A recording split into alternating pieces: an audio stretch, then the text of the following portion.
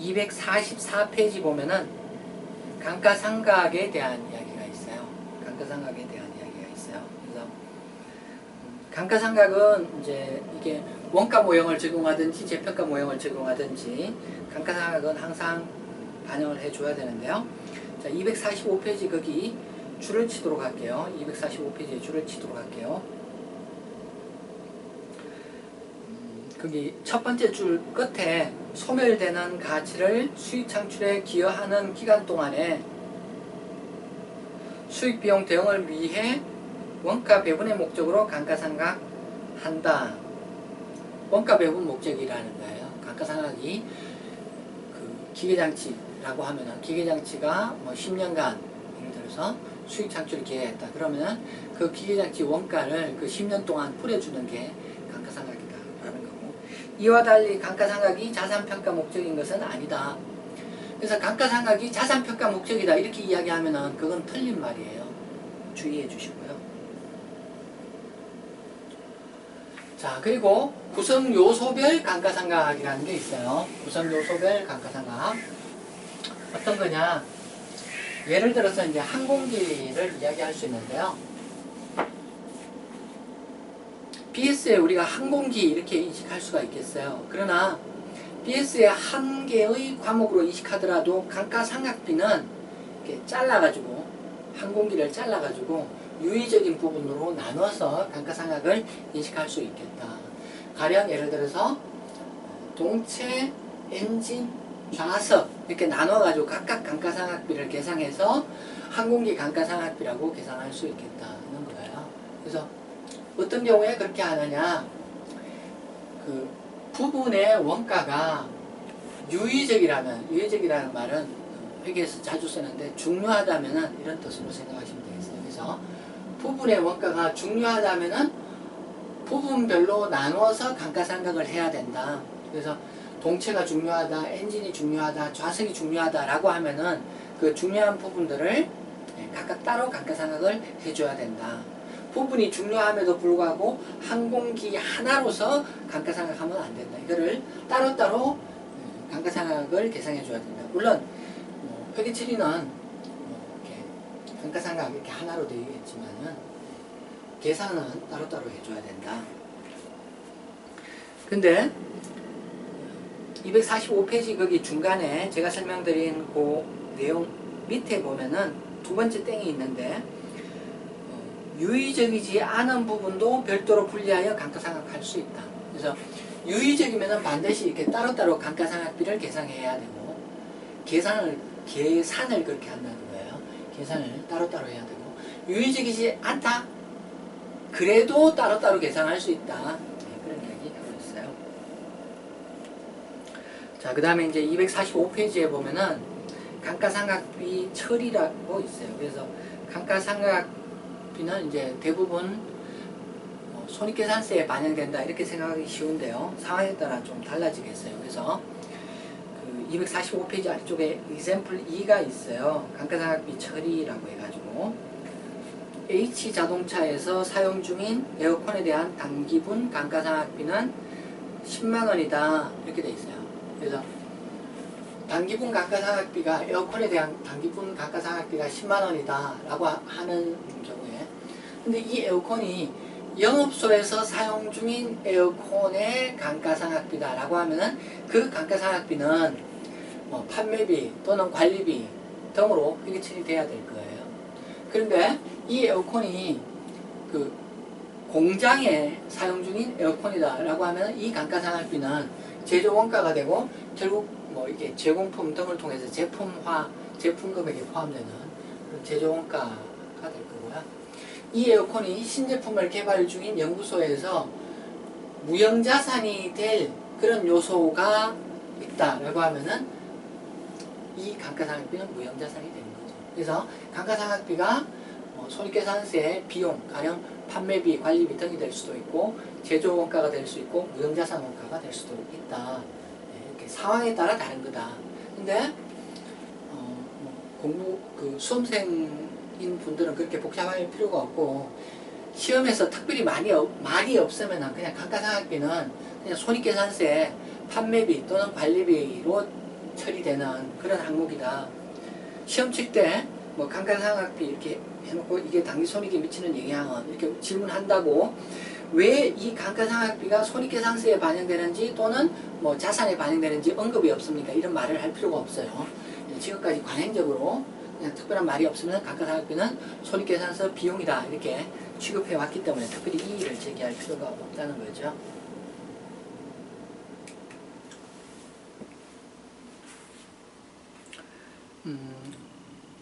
246페이지 감가상각 요소라는 것을 보도록 할게요. 예, 감가상각 요소라는 것을 보면 먼저 감가상각 대상금액이라는 게 있죠. 그래서 감가상각 대상금액은 그 원가에서 잔존가치를 차감한 것이다. 그런 거고요. 근데 이제 거기 거기 보면은 이제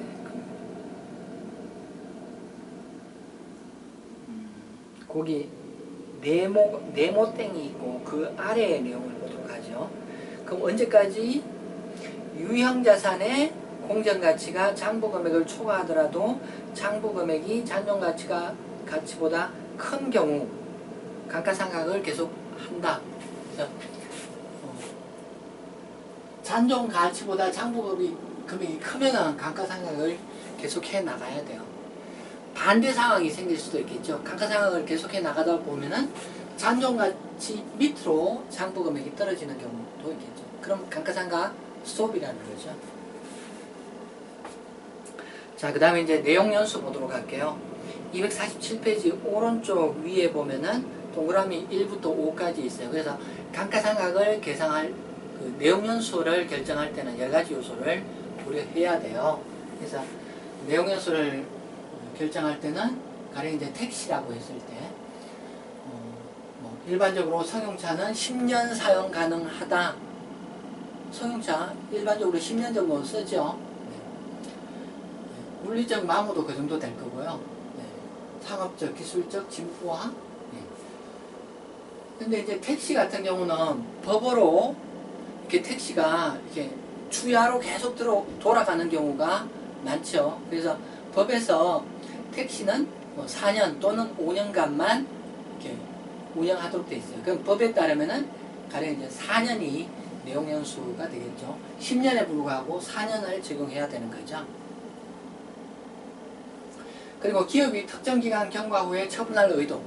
근데 어떤 택시 회사가 우리 회사는 승객의 안전을 위해서 3년이 되면은 택시를 폐기 처분하겠습니다. 또는 매각하겠습니다. 이런 결정을 할 수도 있겠죠. 그래서 그런 회사 같은 경우는 10년이나 4년에 불구하고 회사 방침에 따라서 3년간 감가상각을 해야 되겠죠. 그 다음에 감가상각의 개시와 종료가 있는데 감가상각 개시는 언제부터 하느냐? 자산이 사용 가능한 때부터 감가상각을 하게 되겠어요. 그리고 감가상각을 언제 그만두느냐? 감가상각을 언제 그만두느냐? 가장 기본적으로는 자산을 제거하는 때, 제거라는 게 처분하거나 또는 더 이상 사용하지 않아가지고 장부에서 드러내거나. 그래서 기본적으로는 자산을 제거하는 때 감가상각이 중단돼야 된다. 그리고 뒤에 나오겠지만은 이거를 처분할 예정인 경우, 매각 예정 자산인데 그럴 경우도 감가상각이 중단된다. 그런 말이 되겠습니다. 자, 그 다음에 248페이지에 보시면은요, 그 위에 양가로 시에 토지를 감가상각하는 경우가 있어요. 그래서 예를 들어서 동그라미 두 개가 있죠. 일반적으로 이제 토지는 감가상각 대상이 되지 않는데 토지를 감가상각하는 경우가 있어요. 첫 번째 동그라미에 보면은 토지의 복구원가가 포함된 경우, 가령 이제 그 주유소 땅이다. 10년간 임차해서 쓴다. 근데 10년 후에는 복구원가를 지출해야 된다라고 했을 때 그 복구원가는 10년 동안 감가상각해야 될 거죠. 예. 자산의 토지에 포함돼서 감가상각해야 될 거고요. 그 다음에 두 번째 동그라미 보면은 채석장이나 매립지 이런 것들도 감가상각 대상이 될 수 있다. 가령 이제 토지를 샀는데 우리 그 목적이 뭐냐면은 그 토지에 있는 돌들을 캐내기 위해서 토지를 샀어요. 그러면은 그 채석할 수 있는 상황의 토지 가치하고 채석이 다 끝난 경우 토지 가치가 다른 거죠. 그래서 그것을 감안해서 그 가치 소멸될 부분을 감가상각해 줘야 되겠다, 이런 이야기 되겠어요. 그 다음에 248페이지 아래쪽에 보면은 양갈로 3의 감가상각 방법이라고 있어요. 그래서 우리가 회계원리에서 뭐 정액법, 정률법 이런 것들을 배웠는데 거기 248페이지 양갈로 3의 감가상각 방법 다음 첫 줄을 줄치도록 할게요. 유형자산의 감가상각 방법은 자산의 미래 경제적 효익이 소비되는 행태를 반영한다, 이렇게 이야기하고 있어요. 그래서 가끔 이제 고객들이 물어와요. 자, 이번에 뭐를 샀는데 감가상각을 어떻게 해야 됩니까? 주로 이제 신설 회사가 물어보죠. 그럴 경우 그것을 이제 뭐 정액법으로 답할 것인가, 뭐 정률법으로 답할 것인가, 뭐 생산량 비례법으로 답할 것인가. 답은 뭐냐면은 그 자산의 가치가 어떤 식으로 없어집니까? 가치가 균등하게 없어집니까? 그러면은 정액법을 적용하십시오. 이런 식의 답을 주는 게 정답이라는 거죠. 그래서 우리가 이제 회계원리에서 감가상각 방법으로 뭐 정액법, 연수합계법, 생산량 비례법, 정률법 이런 것들을 배웠어요. 그래서 이제 이런 방법들을 배웠는데 여기 이제 정액법, 연수합계법, 생산량 비례법은 공통적인 특징이 있어요. 이것들은 계산을 할 때, 감가상각비를 계산할 때, 감가상각비를 계산할 때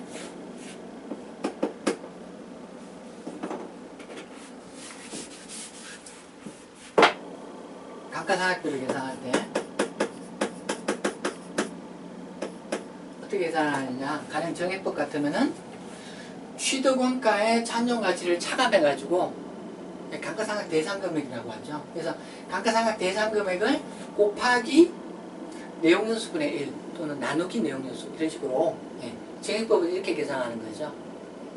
그래서 정액법은 감가상각 대상금액을 내용연수 동안 이렇게 뿌려주는, 균등하게 뿌려주는 그런 방법이다. 연수합계법도 감가상각비를 계산할 때 앞쪽은 똑같아요. 감가상각 대상금액을 곱하기 연수합계분의 기초 잔존 내용연수. 가령 내용연수가 3년이다. 그럼 연수합계가 3년이죠. 그러면 첫째에는 6분의 3, 둘째에 감가상각할 때는 6분의 2, 마지막 셋째에 감가상각할 때는 6분의 1을 여기에 각각 곱해주면 되겠다. 생산량 비례법 역시 감가상각 대상금액을 추정 총 생산량 분의 실제 생산량 이렇게 곱해주면 되겠다. 그래서 이 세 가지 방법은 계산 방법이 좀 유사한 측면이 있죠. 자, 그 다음에 이제 정률법 보도록 할게요. 그래서 정률법은 어떻게 하느냐. 정률법은 기초 장부 금액에 대해서 곱하기 뭐 해주는 그런 특징이 있어요. 그래서 기초 장부 금액. 취득원가에서 기초 감가상각 요금액. 이 기초 장부 금액이죠. 기초 장부 금액. 여기에 정률을 곱해주면 되겠다. 정률. 정률에 대해서는 우리가 요 뒤에 다시 나올 거니까 그때 다시 보도록 하고. 자, 그 다음에 이제 이중체감법도 정률법을 굉장히 닮아 있어요. 그래서 기초장부금액에 대해서 뭐를 곱해줘요. 곱해주는데 여기 정률법과 달리 곱해주는 게 여기 정액법을 참고하는 방법이에요. 그래서 내용연수분의 1 곱하기 2배를 여기 곱해준다. 계산 방법은 정률법을 닮아 있어요. 250페이지 한번 보시면은요. 250페이지에 example 4가 있어요. 그래서 X1년 기초에 기계장치를 10만원에 취득하였다. 이 기계장치의 내용연수는 3년이며 3년이 지난 후에 판매할 경우 취득원가의 10%를 회수할 수 있다고 판단된다. 예, 아주 간단한 사례네요. 그래서 먼저 정액법 보면은 취득원가 10만원, 잔존가치 만원, 이 두 개의 차이를 나누기 3 해가지고 매년 3만원씩 감가상각비 인식하는 거죠. 자, 그 다음에 오른쪽 페이지 4번 보면 연수학계법. 그래서 10만원 빼기 만원, 이 9만원을 곱하기 6분의 3, 곱하기 6분의 2, 곱하기 6분의 1 이렇게 계산하는 게 연수학계법이죠. 그 다음에 5번 생산량 비례법은 10만원 빼기 만원, 이 9만원을 그 추정 총 생산량 분의 실제 생산량, 연도별 실제 생산량의 비율로 곱해주는 거죠. 제가 그 예전 학교 다닐 때 그 회계원리 배울 때 자, 이렇게 하면 마지막 연도에는 이런 식으로 계산하면 안 맞지 않냐? 이런 의문을 가졌었어요. 근데 이제 실무에 가서 보니까 결국 마지막에는 다 조정해야 되거든요. 여기서는 이제 경우를 간단하게 해가지고 최초에 추정한 그 시간이, 여기 이제 시간 비율로 했는데 추정한 시간이 총 16만 5천 시간이고 1년, 2년, 3년 매년 실제 기계 시간이 6만 시간, 5만 5천 시간, 5만 시간 해서 그 최초 예상한 시간과 동일한 실제 시간이 달성된 경우죠. 근데 뭐 예상이라는 것은 안 맞을 수가 있고, 가령 이렇게 마지막 연도에 가니까 5만 시간이 아니라 가령 4만 시간이더라. 이렇게 하면 계산을 어떻게 해줘야 되느냐. 그럼 마지막 연도에는 남은 금액을 몽땅 생산량 비례법에 따른 감가상각비다 이렇게 보면 되는 거예요. 자, 이제 example 4의 그 정률법이라는 걸 보도록 할게요. 정률법은 쓰면서 한번 볼까요? 그래서 이제 정률법이라는 방법은 적용하려면 먼저 정률이 있어야죠. 이 정률은 시험 문제나 교과서에서는 정률이 몇 %다 이렇게 추계되기 때문에 걱정할 필요가 없어요. 근데 거기 나와 있는데 내용연수 1 내용연수 루트 취득원가분의 잔존가치 이렇게 계산하는 거죠. 그래서 여기에 3년 10만원, 만원 이렇게 해서 정률을 구하면은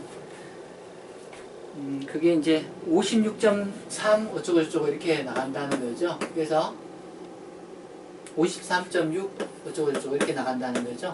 그래서 통상적으로 이게 소수점 첫째 자리까지 이렇게 적용을 하고요. 이 문제 같은 경우는 1차년도 감가상각비는 어떻게 계산하면 돼요?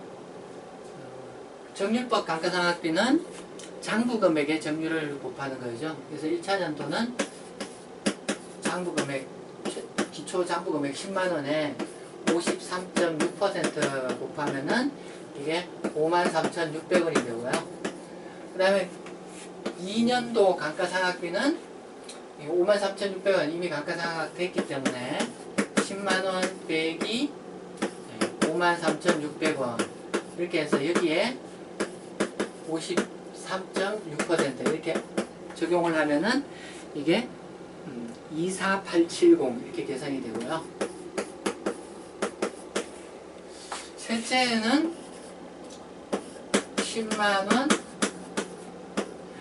여기 셋째 연초, 기초, 장부금액을 구해야 되는데 취득원가에서 감가상각 누계액을 차감하면 돼요.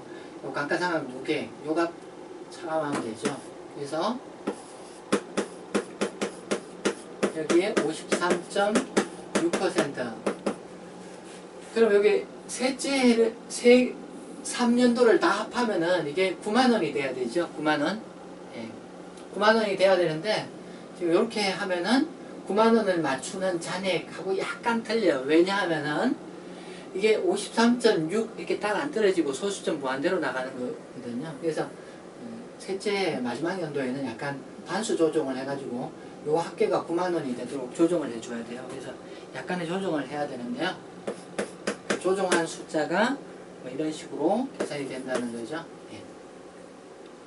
자, 정률법 이거고요. 정률법하고 유사한 방법으로 이중체감법이라는 게 있어요. 이중체감법.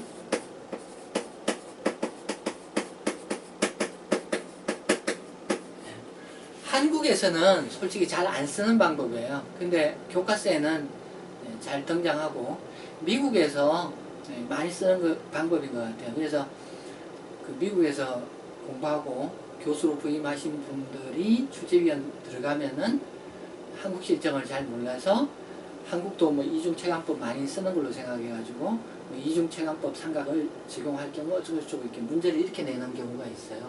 그래서 자, 정률법하고 방법이 거의 똑같아요. 그래서 1년도 강값이 구하는데 요 앞에 적용하는 방법은 정률법의 방법을 참고하면 돼요. 그래서 1년도는 기초금액의 자, 이중체감. 뭐를 기준으로 이중체감이냐? 이게 이중이라는 게 정액법 삼각의 이중이에요. 그래서 정액법 삼각이 얼마예요? 정액법 삼각이 이 예에서는 매년 3분의 1씩 삼각하는 거죠. 근데 그것의 2배라는 거예요. 그래서 3분의 2 이렇게 하면은 이중으로 하는 게 되고요. 그래서 1차년도 삼각비는 1차년도 삼각비는 6, 7 뭐 이런 금액이 삼각비로 계산되겠네요. 예. 자, 2차년도 삼각비는 2차년도 삼각비는 이미 요 금액을 삼각했기 때문에 10만원에서 이 금액을 제외하고 나머지 금액에 대해서 이렇게 적용하면은 되겠네요. 그래서 이렇게 적용하면은 이 값이 뭐 이런 식으로 계산이 될 것 같고요. 자, 마지막 연도의 감가상각비는 이미 상각한 금액이 요 금액하고 요 금액이죠. 그래서 뭐 두 개를 차감, 누적액을 차감하면 되겠죠. 그래서 88, 889 이렇게 해가지고 곱하기 3분의 2 이렇게 되도록 계산을 하면 되는데, 역시 이것도 마지막에 합계가 9만원이 되도록 단수 조정이 있어야 되겠어요. 그래서 이렇게 하면은 상각액이 1, 1, 1, 1 이렇게 되는 것 같습니다. 그래서 우리가 이제 회계원리에서 배웠지만은 다시 한번 정리를 해봤고요. 이제 252페이지를 보도록 할게요. 252페이지 보면은 회계기간 중에 취득한 유형자산 상각 어떻게 할 거냐. 그래서 대부분의 유형자산들을 이제 1월 1일 날 취득하는 게 아니라 회계기 중에 취득하게 되죠. 그럴 경우 실무적으로 이제 두 가지 방법이 있어요. 많이 쓰는 방법으로 1할 상각이라는 방법이 있고요. 1할 상각은 가령 뭐 12월 1일 날 취득했다. 12월 달 첫째 날 12월 1일 날 취득했다. 그러면은 365분에 31일만큼 상각을 하는 거죠. 그래서 1할 상각은 비교적 좀 정확하게 이렇게 적용을 하는 방법이다. 이렇게 이야기할 수 있을 것 같고요. 근데 실무적으로는 또 월할 상각이라는 방법이 많이 사용돼요. 그래서 월할 상각은 가령 12월 1일 날 취득했다 이러면은 그것을 12분의 1 상각하는 거죠. 그래서 그런 건데요. 252페이지에는 보면은 example 5 해서 회계기간 중에 취득한 경우 감가상각 어떻게 할 것이냐 그 이슈를 이야기하고 있어요. 그래서 X 1년 10월에 차량 운반부를 200만원에 취득했다. 이 차량 운반부의 내용연수 5년 잔존가치 0이고 기중 취득한 거는 월할 상각한다.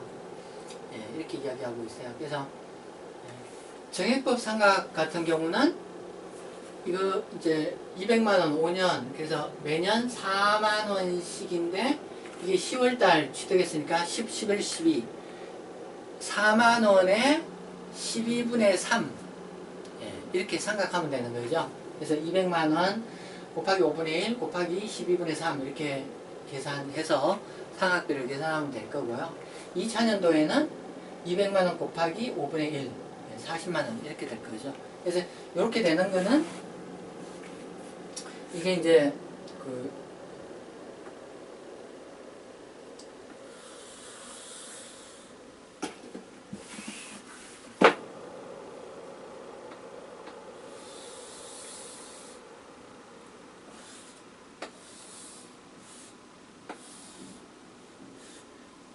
요게 이제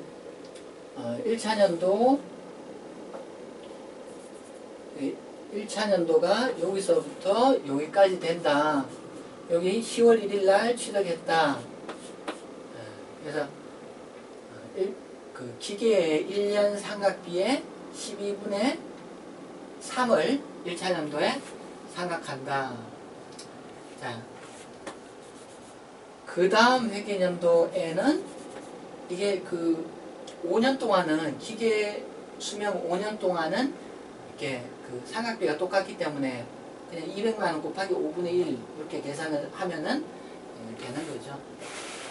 근데 이게 이제 연수학교법에서는 약간 좀 복잡해요. 왜냐하면은 정액법은 기간 동안 계속 연간 40만원씩 상각하거든요. 근데 연수학계법은 기계 기준으로 기계 1년 사용하면은 그 해에는 15분의 5, 2년 차에는 15분의 4, 이게 5년 상각, 15분의, 1, 2, 3, 4, 5 합하면은 15니까 15분의 5, 2년 차에는 15분의 4, 이렇게 나가거든요. 근데 그게 기계 기준이고,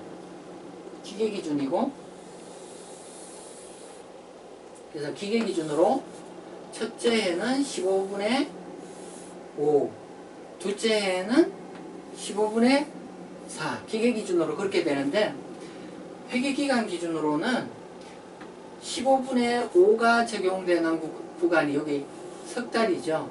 그리고 그 다음 해는 보면은 1월 1일부터 9월 30일까지는 15분의 5가 적용되고 10월 1일부터 12월 31일까지는 15분의 4가 적용돼야 되죠. 그래서 계산이 약간 복잡하죠. 그래서 첫째 해는 200만원 곱하기 15분의 5 곱하기 3분의 12분의 3 이게 요 기간 이야기하는 거죠. 이렇게 계산해야 되고 그 다음에 둘째 해에는 이게 1월 1일부터 12월 31일까지다. 그러면 1월 1일부터 9월 말까지는 9월 말까지는 15분의 5가 적용되고 그 다음에 1월 1일부터 3월 말까지는 15분의 4가 적용되는 거죠. 그래서 200만원 곱하기 15분의 4 곱하기 12분의 3 그래서 2차년도에는 감가상각비가 이렇게 끊어지는 그런 특징을 갖고 있네요. 그래서 연수학교법의 경우는 기준 취득한 자산의 감가상각비가 좀 복잡하게 된다. 연수학교법 말고 나머지 방법들은 좀 복잡한 게 없어요. 근데 연수학교법만 그런 결과가 있어요. 자, 그 다음에 253페이지 5. 감가상각의 재검토라는 것을 보도록 할게요.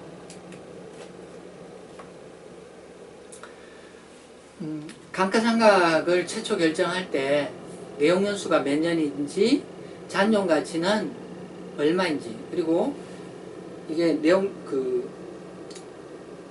자산의 소멸되는 체감되는 정도는 어느 정도인지 이런 것들을 다 검토해서 결정했던 거죠. 그래서 이런 것들이 추정에 속하는 거기 때문에 다음번 결산할 때는 다시 한 번 더 생각해 봐야 돼요. 그래서 감가상각 방법이나 잔존가치 내용연수 이런 것들은 적어도 매 회계연도 말 재검토해라. 적어도 매 회계연도 말 검토해라. 왜냐하면 최초 추정이 달라질 수 있으니까. 다른 말로 다시 다음 결산기에 다시 한번 생각해보고 이게 생각이 바뀌면 어떤 거라도 생각이 바뀌면 바꿔줘야 된다. 매 결산할 때 적어도 매 결산할 때 이런 그 추정을 다시 한 번 더 해봐야 된다. 그래서 생각이 바뀌게 되면은 이게 우리 저쪽 23장에서 이야기하는 회계 추정의 변경이라는 거고, 그래서 그 바뀐 생각이 있으면은 바뀐 생각대로 장례적으로 회계 처리해 줘야 된다. 전진법이라고 이야기해요. 253페이지에 케이스 11이 있어요. 그래서 감가상각 추정 변경 해가지고 1년 1월 1일에 기계장치를 10만원, 1000만원에 취득했다. 연수합계법으로 상각해왔다. 내용연수 5년 잔존가치 100만원 적용했다. 그랬을 경우 1년도, 2년도 상각비 얼마냐. 3년도 중에 추정을 변경했다. 그 경우에 3년도 감가상각비가 얼마냐 이렇게 묻고 있어요. 그래서 이걸 해보면은 자 1년도 상각비는 얼마 계산되느냐. 1000만원 빼기 100만원 1월 1일날 취득했기 때문에 이거를 15분의 5 이렇게 계산하면 될 거고요. 2년도 상각비는 똑같은 금액을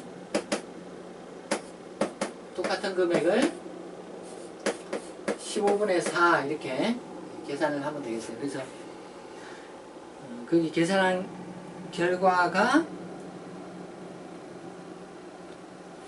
두 개 합해가지고 540만원 이렇게 이야기 되고요.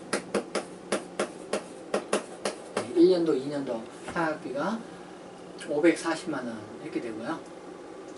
3년도 결산할 때는 다시 생각해 보니까 이게 그 가치 소멸 패턴이 연수합계법처럼 초기에 많이 되고 나중에 적게 되고 이게 아닌 걸로 생각이 된다. 그래서 정액법으로 생각이 돼요.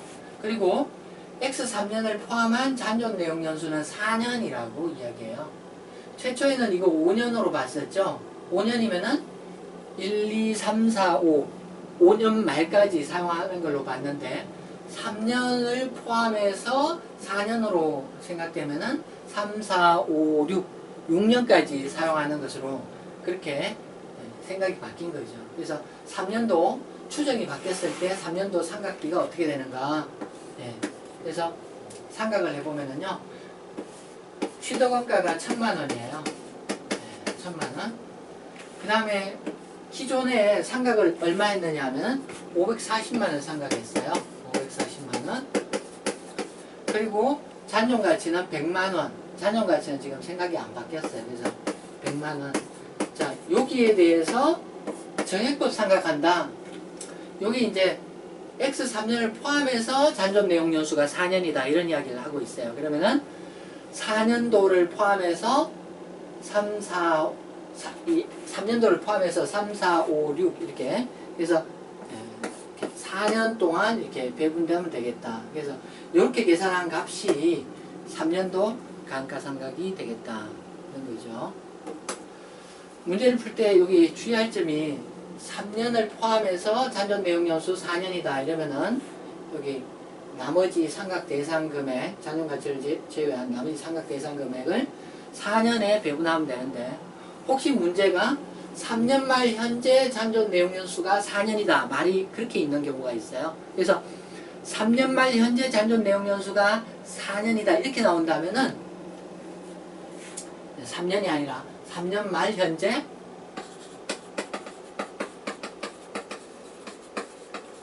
잔존 내용 연수가 4년이다 이렇게 나온다면 3년 포함해가지고 나머지 4년 합치면 5년 남았다는 3년을 포함해서 5년 남았다는 이야기고 그럴 경우에는 5년에 배분해 줘야 된다. 이 워딩에 주의해야 돼요. 자, 거기까지 했고요.